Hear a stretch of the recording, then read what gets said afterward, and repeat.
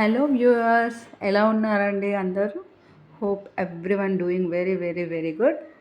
చాలా డేస్ తర్వాత మళ్ళీ మీ ముందుకు వచ్చేసాను. అలేఖ్య గార్లపాటి ఛానల్ని ఎంతో అభిమానంతో ఆదరణతో ముందుకు తీసుకెళ్తున్న సబ్స్క్రైబర్స్ అందరికీ పేరు పేరున నా ధన్యవాదములు. నా వీడియోస్ మీకు నచ్చినట్లయితే ప్లీజ్ లైక్ చేయండి. ఇన్ఫర్మేషన్ నచ్చినట్లయితే వేరే వాళ్ళకి షేర్ చేయండి, యూస్ఫుల్ అవుతాయి.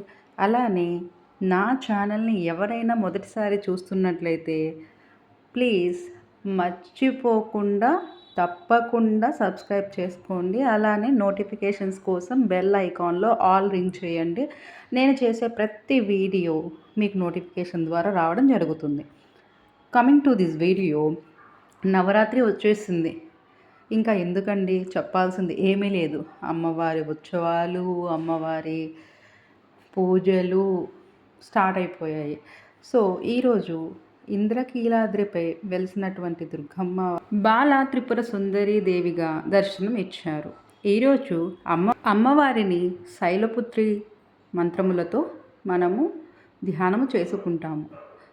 శైలపుత్రి మంత్రముని నేను ఈ వీడియోలో కూడా యాడ్ చేశాను. ప్లీజ్ ప్రతి ఒక్కరూ మీ పూజా టైంలో తప్పకుండా చదువుకోండి.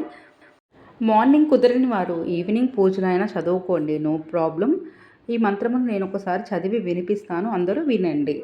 వందే వాంఛిత లాభాయ చంద్రాకృత శేఖరం వృషారూఢం శూలాధరం శైలపుత్రిం యశస్వినం. అమ్మవారికి లేత గులాబీ రంగు అంటే చాలా ఇష్టము. అలానే దొరికితే తుమ్మి పుష్పంతో పూజ చేసుకోండి. నైవేద్యంగా మనము చింతపండు పులిహోర సమర్పించవచ్చు. అలానే బెల్లం పాయసం కూడా సమర్పించవచ్చు. మొదటి రోజు కాబట్టి అమ్మవారికి పాయసం కూడా చాలా మంచిది. అందరికీ ధన్యవాదములు.